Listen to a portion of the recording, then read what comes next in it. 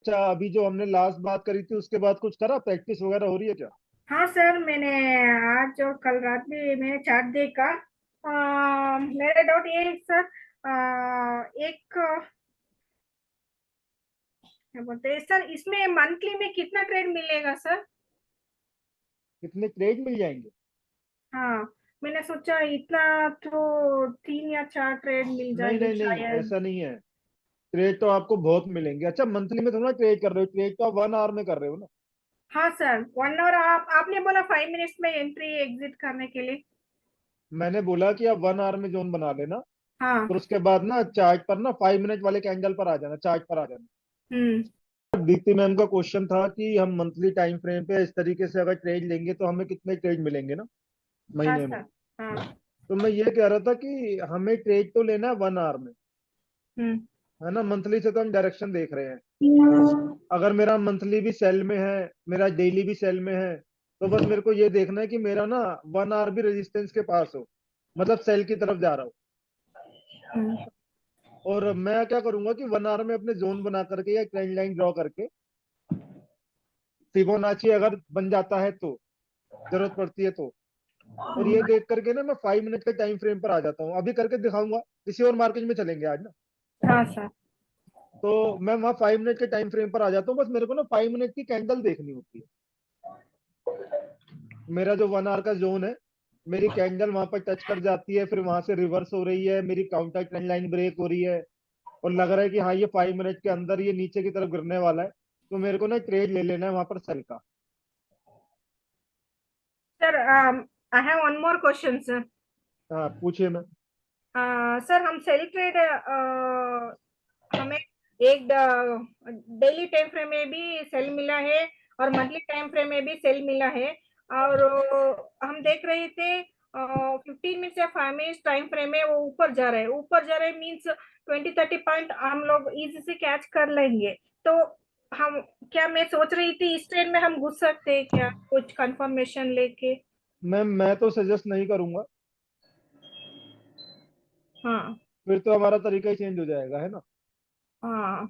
अभी क्या देखो, मैंने जो तरीका आपको बताया है ना, ये दुनिया का सब मतलब नंबर, अगर हम स्ट्रेटेजीज को रैंक करें ना, हम्म। तो ये जो स्ट्रेटेजी मैंने आपको बताई है, इसमें क्या होता है कि दिमाग पर ना स्ट्रेन बहुत कम पड़ता है, एनालिसिस करना बड़ा आसान हो जाता है, हम्म। आपकी मेहनत थोड़ी कम हो जाती है, और आपको ना हर समय ट्रेडिंग करना ऐसा जरूरी नहीं है। सर एक बार मैम का क्वेश्चन फिर से रिपीट करेंगे सर, बहुत मैम ने बोला कि मेरा मंथली टाइम फ्रेम सेल दिखा रहा है, मेरा डेली भी सेल दिखा रहा है, हाँ। लेकिन मेरे को नीचे 15 मिनट में दिखाई दे रहा है कि मार्केट ऊपर जा रही है। तो हाँ, मैं करेक्ट फटाफट करेक्ट। 15 मिनट में बाय का ट्रेड लेकर के थोड़ा सा प्रॉफिट क्यों ना बुक कर लूं। हाँ, ये सवाल मैं भी पूछने वाला था। थैंक यू मैम, आपने ही पूछ लिया। हाँ, ठीक है तो सर। देखिए, ये जो स्ट्रेटेजी मैंने आपको बताई है ना, इस स्ट्रेटेजी के अकॉर्डिंग क्या है कि हमें अपनी ना, जो मतलब आपके ना ट्रेड फंसे ना, आप गलत ट्रेड में ना फंस जाओ, आपको फ्रस्ट्रेशन ना हो जाए, आपको ना ट्रेडिंग से नफरत ना हो जाए, और आपके दिमाग में ये बात ना आ जाए कि ये तो बड़ा खतरनाक काम है, ये तो बड़ा गंदा काम है, इसमें तो घंटों घंटों बैठना पड़ता है, हम्म। ये सब चीजें ना हो। तो उसके लिए तो ये जो पॉलिसी मैंने बताई है, ये जो स्ट्रेटेजी मैंने बताई है ना, उसके लिए तो आप वो अपनाओ। ओके। हम्म। ठीक है। अब इसमें क्या होता है कि कई बार क्या होता है कि मेरा ना, अभी जैसे मैं आपको एक एग्जांपल दूंगा करंट का। हमारा ना जीबीपी यूएसडी चल रहा है सेल में, हम्म। और कल से या परसों से ना, पहले तो क्या हुआ कि डेली भी सेल में था, लेकिन मंथली ऊपर जा रहा था। तो उस दिन डील। हमने देखा था ना, मैंने कहा था कि अगर ये ऊपर से गिरेगा तो ट्रेड लेंगे, है ना। हाँ। वो उससे भी ऊपर निकला। हम्म। अच्छा। तो अब वहां पर क्या हुआ कि हमारे दोनों टाइम फ्रेम सेल में थे, लेकिन अगर हमने 1 आवर में ट्रेड उठा लिया होता तो हमारा स्टॉप लॉस हिट हो जाता। हम्म। हाँ। अब क्योंकि 1 आवर था बाय में, तो पॉलिसी के अकॉर्डिंग तो हमें ट्रेड नहीं लेना चाहिए था। हम्म। तो मैंने ना ट्रेड नहीं लिया। हम्म। एक्चुअली मैंने ट्रेड नहीं लिया, ठीक है। और मैंने ये सोचा कि यहाँ से नीचे गिरे। उसके बाद क्या हुआ कि वो वहां से नीचे गिरने की बजाय ना, अब क्या हो गया कि जो डेली टाइम फ्रेम था वो भी बाय में चला गया। अच्छा। अब जब डेली भी वहां बाय में चला गया, अब मैं मंथली की बात ही नहीं कर रहा, मंथली सेल में है कि नहीं, सॉरी, 1 आवर सेल में है कि नहीं है उसको छोड़ो, जब डेली बाय में चला गया ना और मंथली सेल में आ गया तो मेरी एक्सरसाइज ही खत्म हो गई ना। हम्म मैं कल बड़ा रिलैक्स हो गया, मेरे को पता लग गया डेली टाइम फ्रेम ही बाय में चला गया है। मैंने सुबह देखा, मैंने कुछ नहीं किया, मैंने शाम को देखा, मैंने मोबाइल पे देख लिया, मेरे को मोबाइल पे देख के समझ में आ गया, तो एंटर करने की जरूरत ही नहीं थी, हम्म। है ना। तो तो सर इस जब तरीके से क्या होता है कि आपका ना थोड़ा काम आसान हो जाता है। जब ऐसा कॉन्ट्राडिक्शन हो, जैसे मंथली में आपका सेल दिखा रहा है, डेली में आपका सेल दिखा रहा है, लेकिन आपका 1 घंटे में बाई दिखा रहा है, तो हमें इस सिचुएशन में हमको जाना ही नहीं है, राइट? हमको हाँ हमेशा जान, देखो आपका काम कम हो गया ना, मेंटल हैरेसमेंट नहीं होगी। अच्छा। अब तो देखो अगर मैंने कल के हिसाब से अगर मैंने ट्रेड उठाया होता तो क्या होता कि थोड़ी देर के बाद मैं फंस जाता, है ना। ये ट्रेड मेरा अभी पेंडिंग चल रहा होता, मैं आपको दिखाता कि ये ट्रेड ले लिया था, ये गलत पड़ गया, वो ड्रॉप डाउन में जा रहा होता, हम्म या फिर मैंने क्या करा होता, मैं पोजीशन हेज करके बैठा होता। हम्म तरीका है मेरे पास, मैं मैनेज कर लूंगा, लेकिन बस पता क्या होता है, वर्कलोड बढ़ जाता है। हम्म दीप्ति मैम, हाँ सर, यही अगर सवाल सवाल है सर मुझे। मैं पहले सवाल पूछा था, बस वही रिलेटेड है सर। अभी मनी हाँ, ट्रेड में ट्रेंड चेंज करने के लिए बहुत टाइम होता है ना सर। तो हम एक स्टॉक में ट्रेड ट्रेड तो अभी कम ही मिलते हैं। सुनो, मैं इसी बात पर अभी आ रहा था, मेरा सवाल पूरा होने वाला था।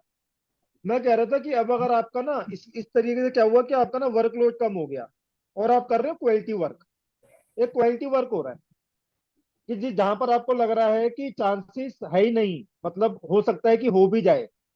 देखो आपने बोला कि 15 मिनट के अंदर मिल सकते हैं, मेरे को कुछ प्रॉफिट मिल सकता है, यही बोला ना। हाँ सर। लेकिन बड़े टाइम फ्रेम ना अपोजिट डायरेक्शन दिखा रहे हैं।